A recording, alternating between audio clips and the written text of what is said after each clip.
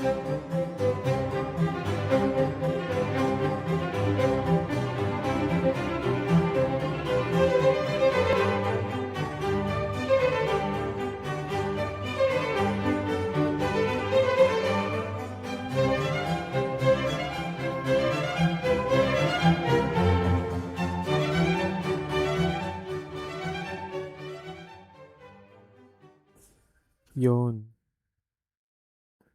Hello guys.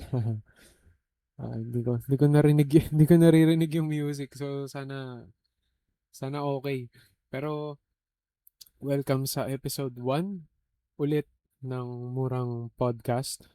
Kaya ako sinabing episode 1 ulit is para dun sa iba sa inyo na matagal ko ng kaibigan at a personal level and nag nag naging friend ko dun sa isa ko pang account before which was sadly got deleted for the reasons that I do not like. Nagkaroon na dati ng murang podcast. Around 2 years ago, 2023 was episode 1 and then 2024 episode 2. And it was just really a collection of my random thoughts about things and comments and naalala ko noon nag-create pa ako ng yung episode 2 ay talagang full English. Tinry ko lang din. But anyway, that was actually just for my friends at that time. Tsaka wala kasi tayong masyadong ginagawa pa noon. Kaya tinry lang natin. And this murang podcast na pinapakinggan nyo ngayon is already something na sabi ko, sige, i-ano ko na lang, ilabas ko na lang para mapakinggan ng iba. Although I am very, very hesitant and medyo nahihiya sa kung anong pwede kong masabi at saka sa quality nito. Kasi wala akong script, I don't have anything organized. Ano lang, ang gagawin lang natin ngayon ay sasagutin natin yung tanong na ano ba talagang gusto mo sa buhay. Because this is a question that I often get a lot. I think the most recent time na natanong ako niyan was I think it was last week. Oh, last week. Because sa work namin, for some of you that don't know, I'm currently working at an engineering department ng isang private operation and maintenance provider para sa isang railway line dito sa Metro Manila. And syempre, ang hinahandle natin doon ay mga technical stuff, technical work. And nagkaroon kami ng interns few weeks ago. They were from PUP and then I think a week ago was NU. It was for 1 day. At syempre nagturo tayo and all. At aside from teaching them the technical stuff, the technical workaround, tinuruan ko rin sila nung mga bagay tungkol sa buhay after college na maaari nilang harapin na hindi ko nalaman when I was still studying. So parang it's this learning from my mistakes kind of thing. And siguro I was asked 2 or 3 times noong sila ay aking tinuturuan ng paano mo nalaman na ito talaga yung gusto mong gawin sa buhay mo, or this is really or how did you know that this job is that job, na gusto mong gawin. Actually, short answer is I never did find what really it is that I wanted to do. And yung long answer is yung itong episode na to. So, sasagutin natin yan. Actually, isa rin yan sa mga tanong ko rin sa sarili ko. And hindi ko pa rin siya nasasagot hanggang ngayon. Pasensya na dun sa nagpupokpok kung naririnig nyo. Hindi ko alam kung hindi ko alam kung ginigiba or ginagawa yung katabi naming bahay. Pero ayun, pasensya na sa maingay kung naririnig nyo man. Going back, I never looked at things as something na pag ito may ganito ako or pag ito na-achieve ko, magiging masaya na ako or magiging ganito na akong type ng tao. Hindi ako gano'n eh. I mean, the way that I look at things is when I started sa company namin 2 years ago, I was fresh off studying. I was fresh off training from the Philippine Railways Institute. Shout out sa mga boss natin dyan sa PRI. And then that was this was my first job fresh off from college working in the industry. Uh ano lang eh, I just saw it as a pathway para matuto ng mga bagay na syempre outside of the uni, outside of college.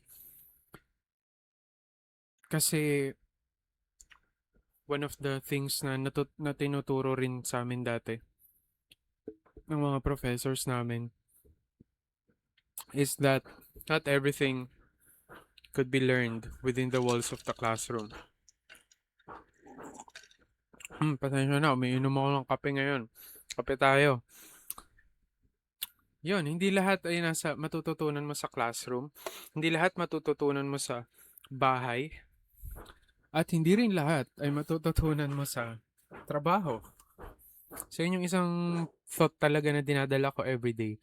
There's always something new out there for me and for us to learn.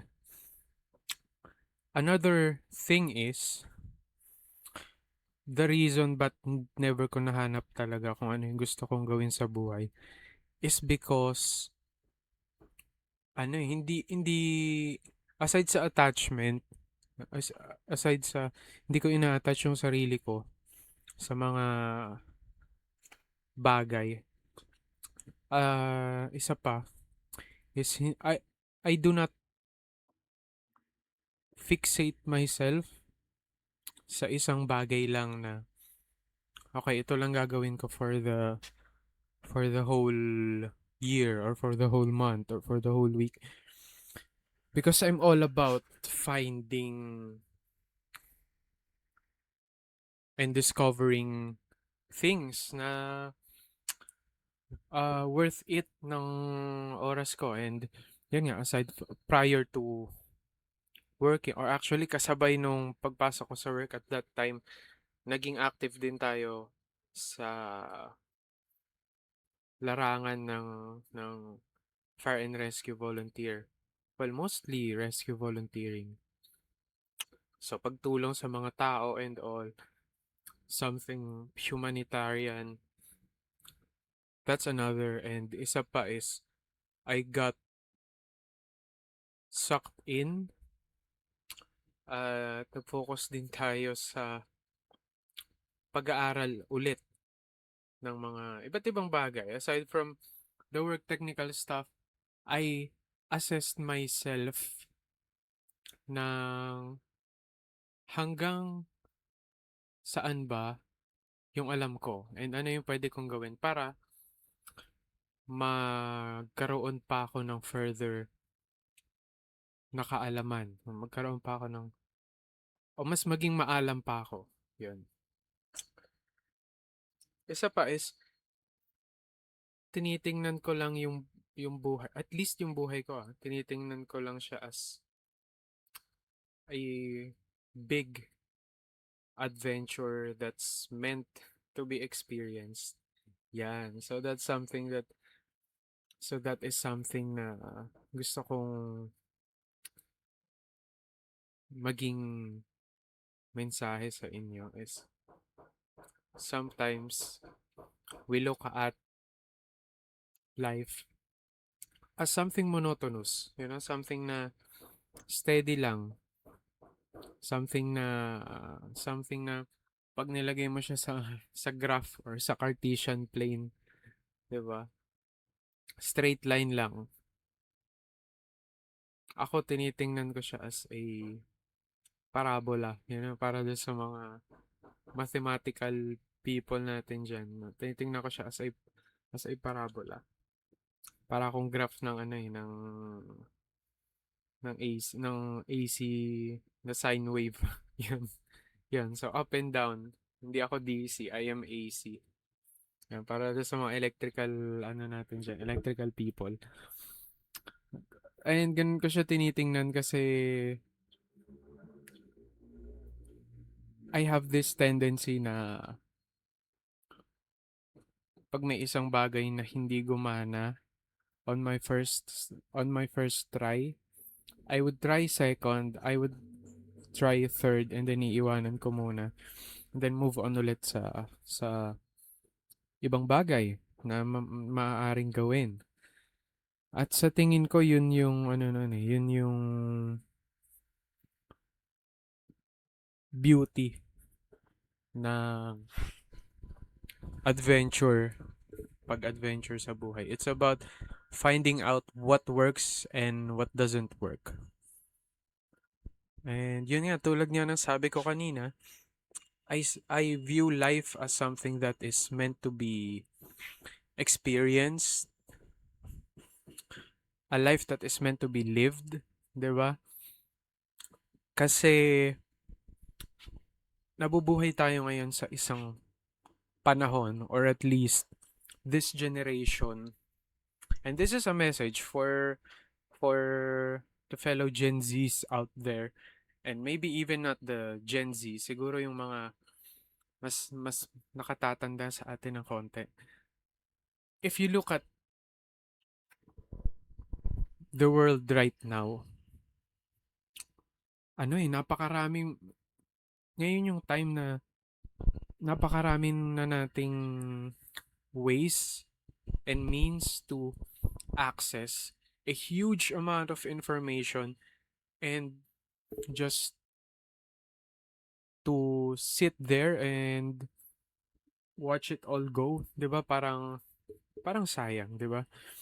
And another thing is, if hindi tayo magiging critical sa mga information na kinokonsumo natin, is talagang madadala tayo ng agos. And the best way to siguro take advantage of the vastness of the available information and knowledge out there is to seek and use it. 'Di ba? Hanapin mo and then gamitin mo. Pag-aralan mo, actually one of the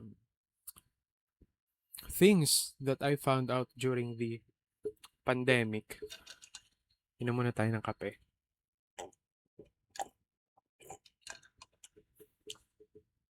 is that may mga schools sa US like MIT, or the Massachusetts Institute of Technology, I think Stanford din, even Harvard, sa mga, top schools sa kanila, they have this open courseware platform wherein some of it, no, actually most of it nasa YouTube lang, wherein you could watch lectures and take lectures na parang nandun ka rin sa classrooms nila, which I think was nice. Kasi hindi naman sa sinisiraan natin yung sistema ng Pilipinas. But of course, Nagkakaroon at nagkaroon talaga ng time.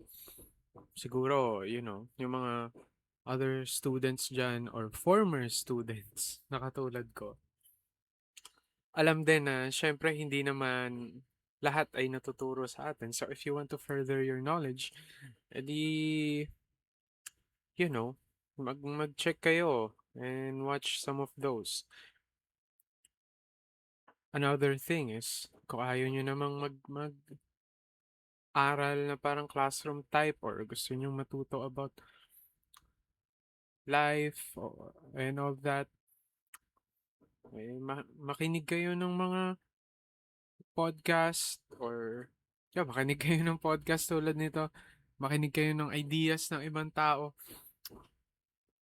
Because sa tingin ko kasi ngayon, ang totoong edge ng isang tao is nakadepende sa pagiging critical niya sa lahat. And when I say critical, it's the ability to question question everything that you consume or that is being fed to you, or just the ability to even question yourself. 'Di ba? Bakit ko nga ba 'to ginagawa? And naging tanong ko rin 'yun sa sarili ko, 'di ba? Bakit bakit ka pa ba nag-create ng podcast na 'yan? Sa totoo lang, I never saw any direction talaga dito. Well, pag tumingin ka paloob sa sarili mo, you will find out a lot of things. No matter how smart you are or how accomplished you are or how successful you are, doesn't matter eh. Kung hindi ikaw yung, if you are not the right person for yourself, 'di ba? It doesn't make any sense, everything that you have achieved or everything that you know would not make sense or would not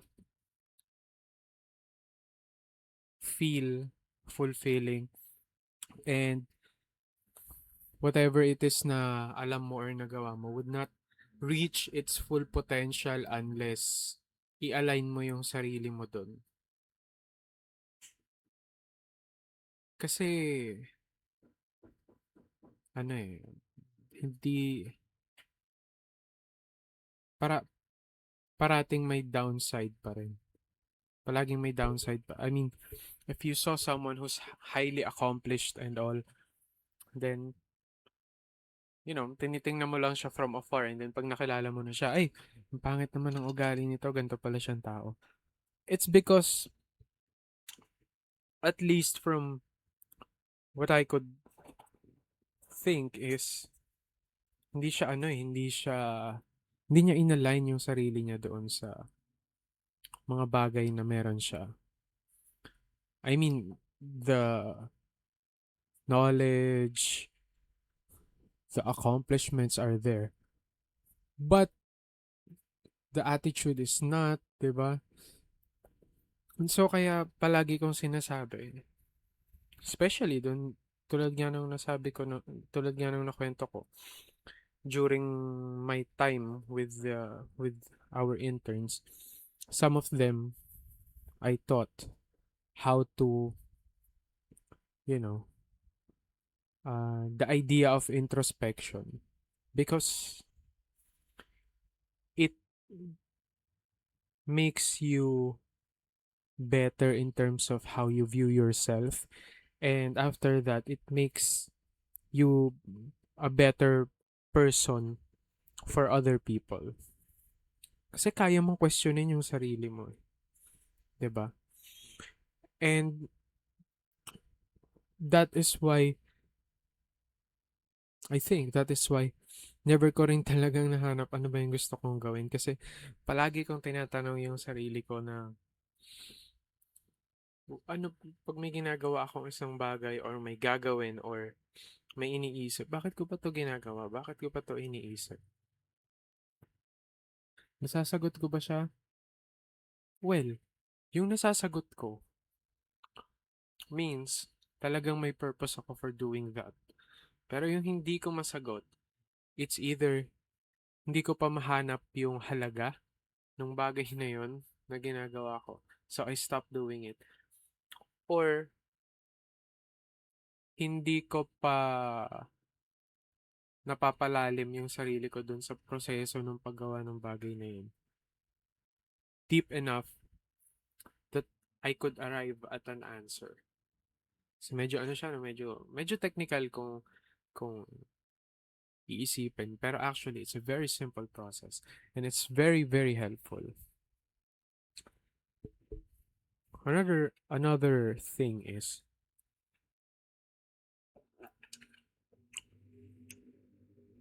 at some point,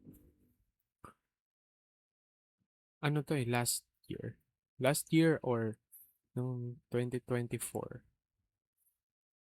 nag-start akong magkaroon ng some sense of inggit siguro doon sa mga classmates ko before. And some friends, di ba? Nakikita ko sila na they are already at these certain positions in life.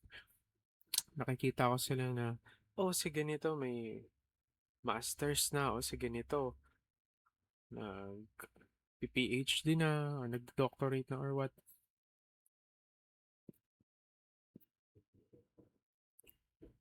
Siguro nagkaroon ako ng doubt din sa sarili ko or napatanong din ako na, bakit ako hindi pa ganun, di ba?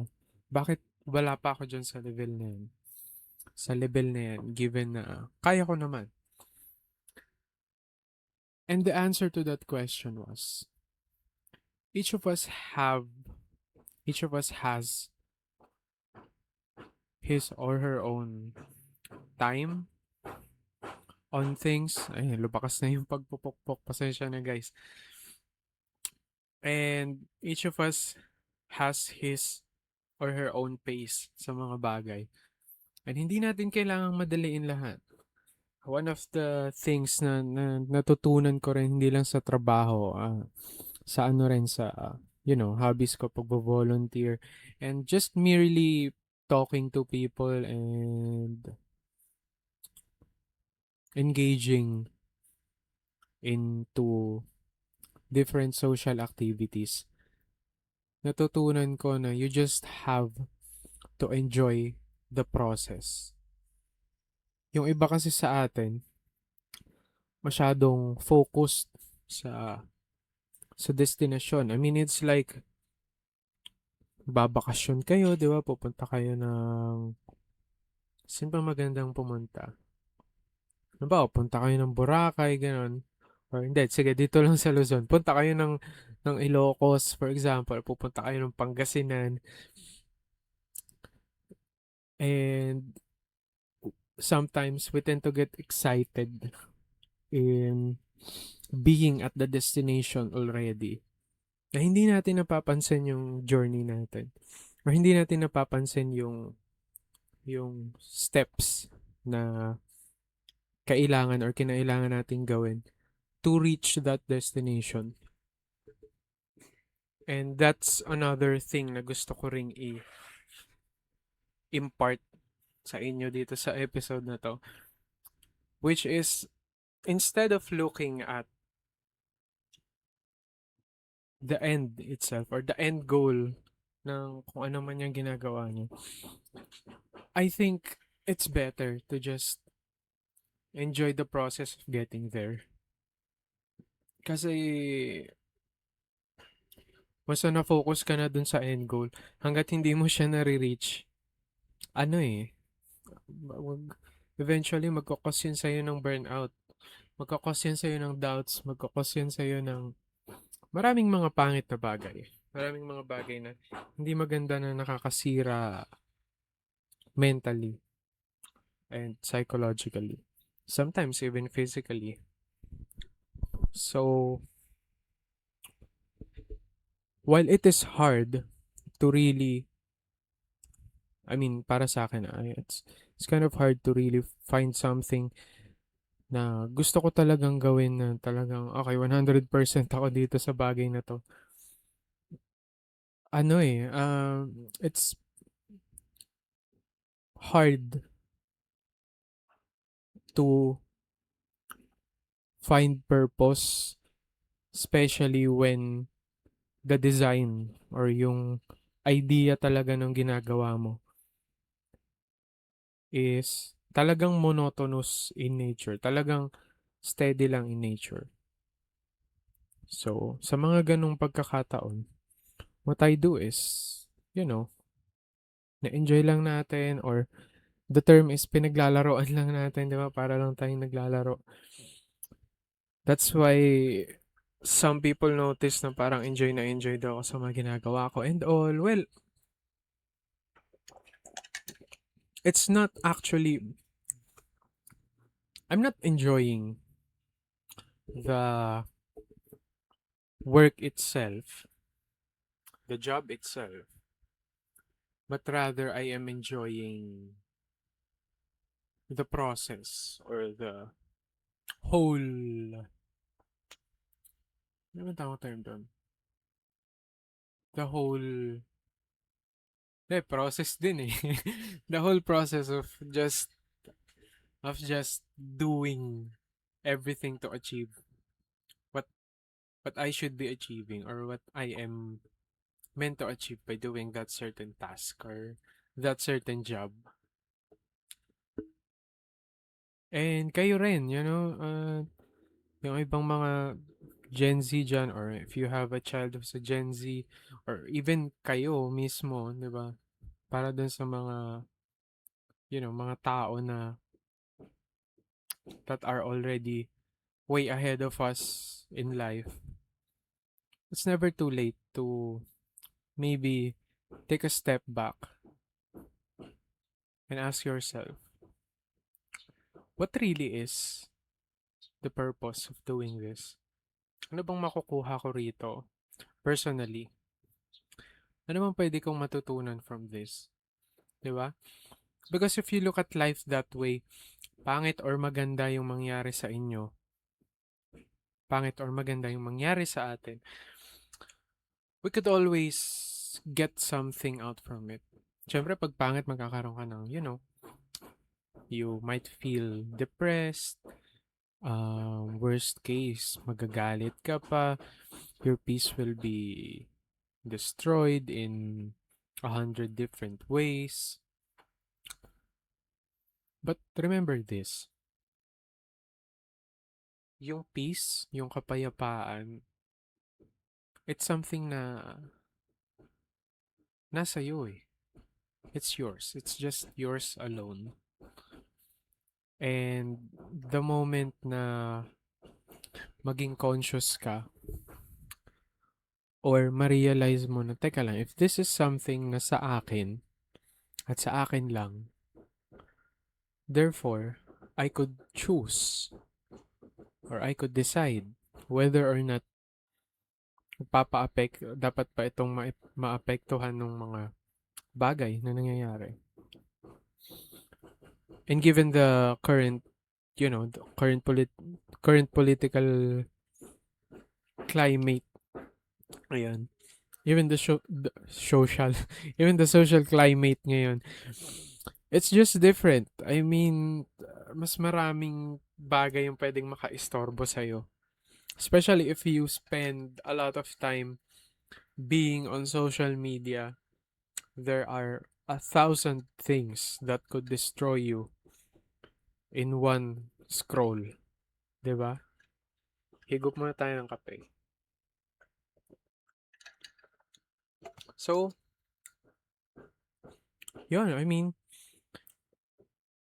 if you don't want to be like me, na continuously nagtatanong, ano ba talagang gusto kong gawin sa buhay? And if you want to set yourself just into one thing, you want to set your eyes or talagang gusto mo lang targetin yung isang bagay. The first step is to not let anything or anyone destroy your peace. That's number one. Yun talaga eh. I mean, tulad ngayon, 'di ba? I'm not letting hindi natin hinahayaang maistorbo ng mga pagpupukpok sa katabi naming bahay yung episode na to. And although nahihiya ako kasi sana hindi nyo naririnig. Pero dito kasi sa dito sa decibel meter, ano eh, nagre-register yung kada pukpok nila. So ewan ko kung naririnig nyo. But you know, you get the point. Nasa sa atin yan, nasa sa inyo yan. Kung you let external factors destroy something that's internal and something that has been yours in the first place. So pag nagawa nyo na yun and somehow you've mastered it, I don't know, siguro 90% or 95, magkakaroon ka na ng clarity. 'Di ba? Mas magiging malinaw na kung ano talaga yung gusto mo. Ako kasi I admit na I am not at a level pa. Not at a level yet of being, you know, absolutely peaceful. I mean,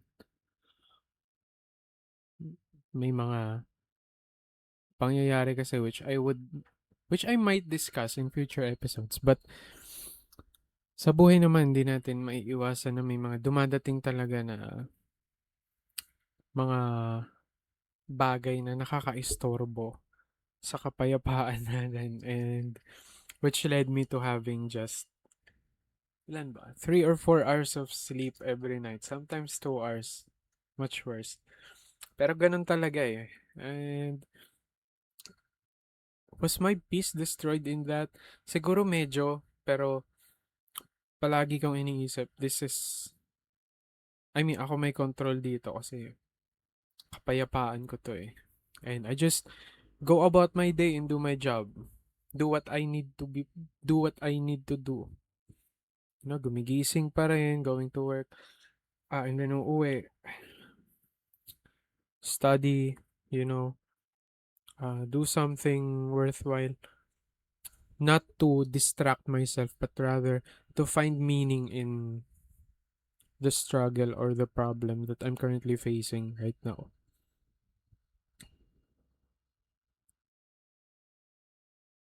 And another thing is, you could spend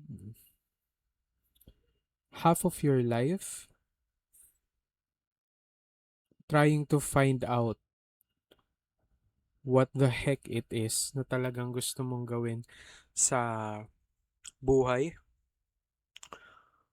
Or sabi ko nga kanina, you could just leave it as it is, 'di ba? And I'm not saying na anything goes, blah blah blah. No, hindi ganun eh. I'm saying na tayong mga tao, we tend to hold on to a lot of things. A lot of tangible things, a lot of intangible things, mga bagay na mawawala rin naman. You know, masyado tayong kumakapit sa mga ganon. And what if i-let go natin 'yon? 'Di ba? Just for a while. Hayaan lang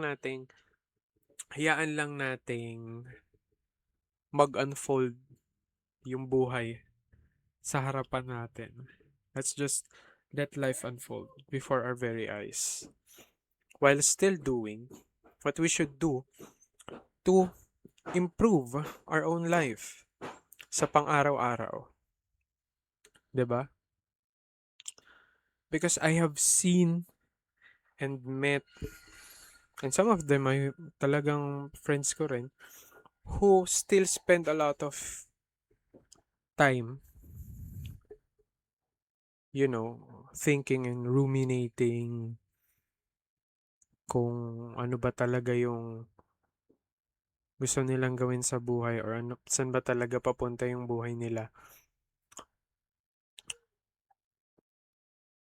Or I also have another set of friends and colleagues na alam mo yun, talagang living the best of their lives by making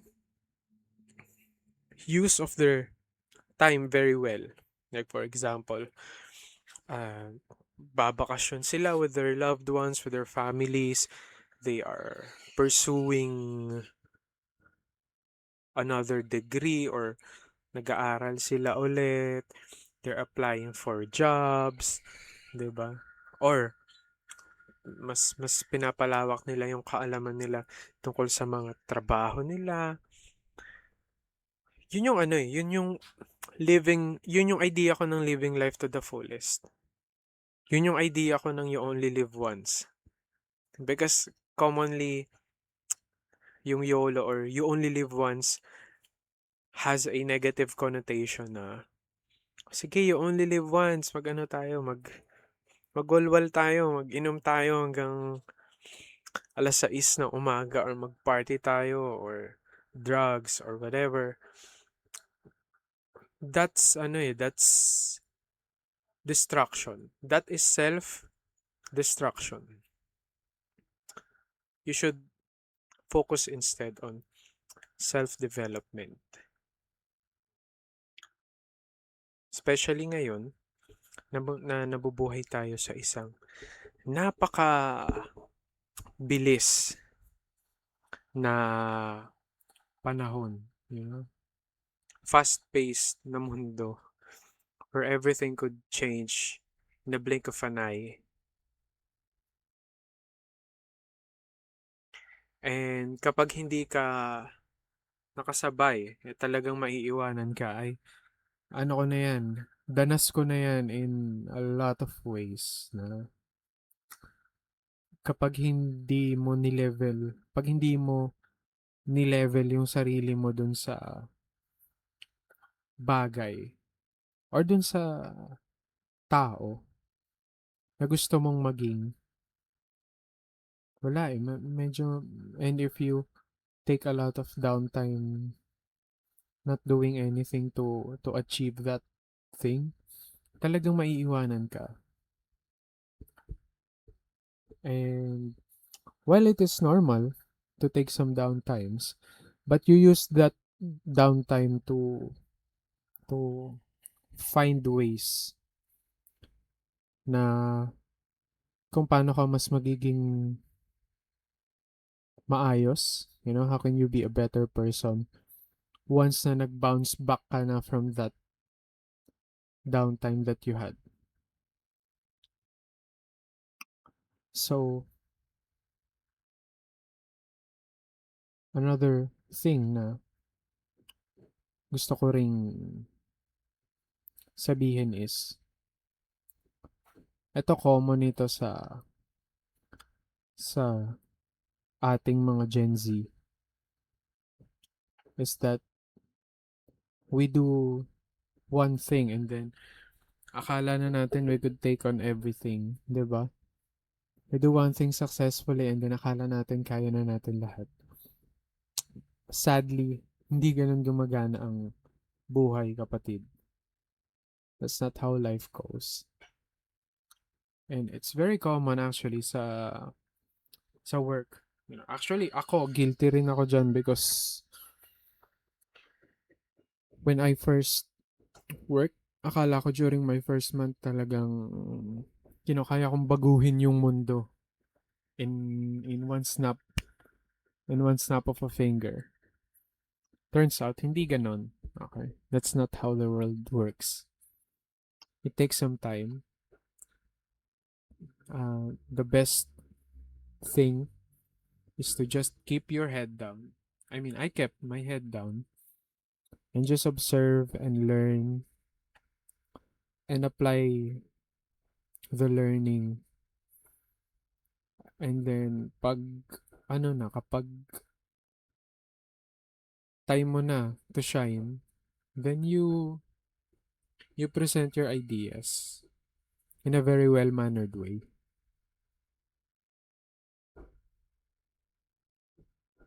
Tsaka it takes time talaga eh. And you have to build foundations. 'Di ba? You cannot jump. You cannot just jump. Di ka pwedeng basta tumalon na boom, talon. Oh, 'di ba? Hindi mo parang ano yun eh, para kang umaakyat ng pader, 'di ba? Pag syempre bago ka umakyat, titingnan mo muna kung kaya mo bang akyatin yung pader.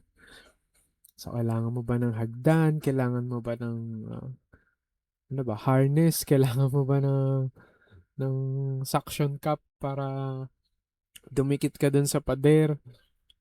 And then, pag nasa taas ka na, tingnan mo kung saan ka babagsak. 'Di ba? Because some people, maybe most people, tend to gatekeep. And gatekeep is a popular term nowadays. Tend to gatekeep their positions at the top. Hindi lang naman ikaw yung nasa taas ng pader. Siguro, 10 kayo or 20 kayo or 100 kayo na nandun. Pag nandun ka na. And some of them don't look at kung saan sila babagsak or saan sila mahuhulog. They just, you know, take care of their position so much na pag nahulog sila ng malala, pag nalaglag sila ng malala, they do not know how to climb back up. Ngayon, tulad nga ng sabi ko, dahil alam mo na paano umakyat ulit, then you go through the process again. And there's nothing wrong with taking time in everything. There's nothing wrong in doing everything at your own pace.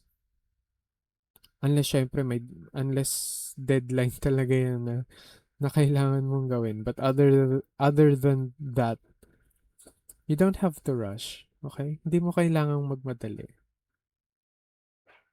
Pero, mag-set ka rin ng deadline sa sarili mo. And gawin mo namang achievable yung deadline. Or unless parehas tayo mag-isip na talagang all in 100%. Ako kasi talaga aminado ko hindi makatao yung mga siniset kong deadline sa sarili ko minsan. Which in turn nakaka-stress. In return nakaka-stress. While the result is good, syempre maganda yung resulta. Pero at what cost, 'di ba? And natutunan ko na may mga ibang bagay akong ginawa or natapos na hindi ganun kaganda yung foundations.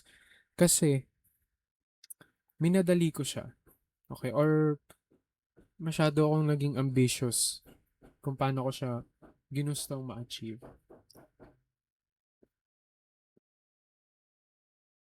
So, that's another thing na gusto kong i-ano sa inyo.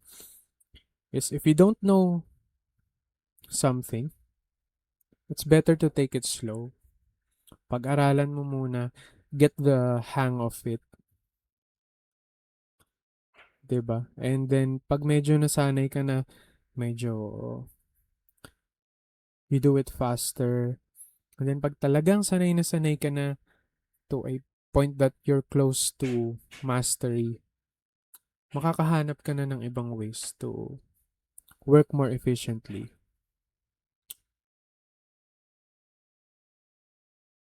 And so going back to the question, and I hope you guys take something from this.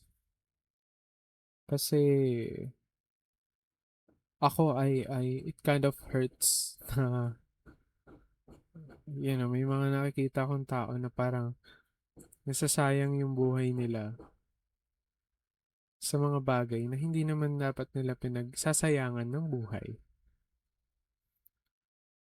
You know? And although buhay nila yan, it's not my business. Pero as a as a fellow human being, syempre parang ano naman uy, kaya mo pang ano eh, mas marami ka pang kayang gawin. Eh. So why not do that? So going back to the question, and now I ask you this as well. Ano ba talagang gusto mong gawin sa buhay? Or ano ba talagang gusto mo sa buhay? Is it money? That's that's a red flag actually, di ba? Alam niyo kung bakit? Because money is a means to an end. Ang pera ay ano lang, ano ba sa Tagalog yung, ano ba sa Tagalog yung means to an end? Naubusan, na mental block ako bigla. Ano yan eh, kumbaga sa panghuhuli ng isda, yan yung lambat, okay? Yan yung, or sa mga daanan, yan yung tulay mo para makatawid ka. It's a means to an end, not an end in itself. That's why, whenever I ask someone, and yung mga intern na naturuan at na-handle ko dati, few years back sa work, tinatanong ko rin yan, ano ba talagang gusto niyong gawin sa buhay? Or bakit niyo gustong magtrabaho? And whenever they answer money, kapag pera, kinokorek ko sila. Kasi, ano eh, it doesn't make sense. It doesn't stand in itself. Okay? Pag sinabi mong pera, ay yun na lang ang iisipin mo everyday. And yun nga, it's a means to an end. Pamamaraan yan para maabot mo kung ano man yung goal mo. Pero hindi yan yung goal. And your goal should be, for example, if I ask you, bakit ka nagtatrabaho? Bakit mo gustong magtrabaho? You should answer, for example, kasi gusto kong makapagbakasyon sa Maldives or gusto kong pumunta ng US or gusto kong manghuli ng polar bear sa Antarctica. Di good for you, 'di ba? Kasi meron ka talagang goal. And to achieve that goal, syempre magtatrabaho ka or you'll do some task to earn something from it. In this case, pera. Then you use that money for your goal. Okay? I hope malinaw, no? Kasi talagang people tend to get lost na people tend to get lost in this idea na they are chasing something that is not meant to be chased, which is material things. You know, in this case, pera or I don't know, minsan mga makamundong bagay, 'di ba? Example, nung kailan ba? I think it was Friday. Nung Friday, last Friday, I went out with a few friends from mga kapatid nating rescue volunteer din, mga tropa natin. And we had coffee, we had dinner. Surely, gumastos kami. Siyempre. But the end was, we had this we had these moments of happiness na kung tutuusin, that time lang ulit nangyari because parang hindi pa kami ulit nagkita-kita after many months eh. Yun, 'di ba? Surely, gumastos kami for the coffee, for the food, for the gas. Pero mababayaran yung, hindi mababayaran ng pera yung moments that we had and the experience that we had. So, yun yung gusto kong i-ano sa inyo, i-share or ituro. So, to end, tatanungin ko kayo ulit, kayo na nakikinig nito. Ano ba talagang gusto niyo sa buhay? At gusto niyo ba talagang mahanap kung ano yung gusto nyong, kung ano talaga yung gusto niyo sa buhay? At pag nakuha niyo na yan, anong gagawin niyo doon? Paano yun makakatulong sa inyo as a person?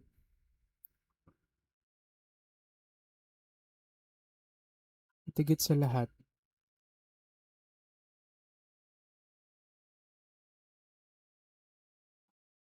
would that, I mean, kung masasagot niyo ba yung mga tanong na yun,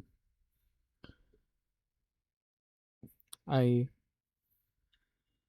would you be the person that your past self would be proud of?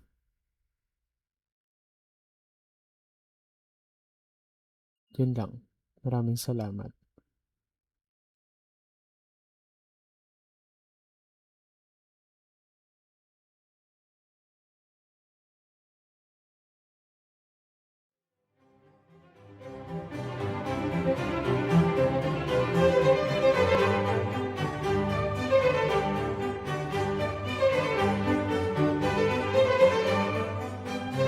Teka lang.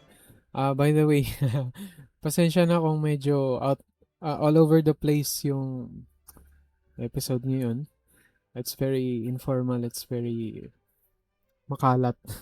Napakakalat pero I hope you guys enjoyed and if you have topic suggestions or siguro may gusto kayong pag-usapan natin or even nagkaroon lang kayo ng thought is wag kayong atubiling magsabi at magtanong. And maybe pwede natin yung gawing episode. Maraming salamat. And I hope you stay tuned for other episodes na paparating because I'm really planning na gawin tong ano na, tuloy-tuloy. And maraming salamat sa support and learned I hope you learn more from Murang Podcast.